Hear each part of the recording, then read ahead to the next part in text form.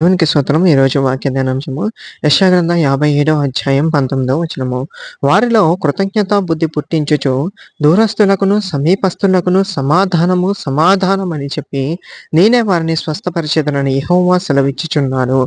దేవునికి మహిమ కలుగును గాక. వారిలో కృతజ్ఞతా బుద్ధి పుట్టించుచు మనలో కృతజ్ఞతా బుద్ధి కలుగుతుంది. కృతజ్ఞత చెల్లించాలనేటటువంటి ఆలోచన కలుగుతుంది. దేవుని ఎడల కానీ మనుషుల ఎడల కానీ మనకు సహాయం చేసినటువంటి వారి ఎడల మనం కృతజ్ఞతలు చెల్లించాలి అనే ఆలోచన కలుగుతుంది అంటే దేవునికి స్తోత్రం. ఆ బుద్ధి పుట్టించు వారు ఎవరయ్యా అంటే దేవుడే ఆ బుద్ధి పుట్టిస్తాడంట. అదే విధముగా దూరస్తులకును సమీపస్తులకును ఆయనే సమాధానమును కలుగ చేస్తానని చెప్పి అంటున్నాడు. సమాధానంతో పాటు వారిని స్వస్థపరుస్తాను అంటున్నాడు. మనలను కూడా స్వస్థపరచువాడు యెహోవాయే. యేసుక్రీస్తు ప్రభువుకి మహిమ కలుగును కాక. ఆమేన్.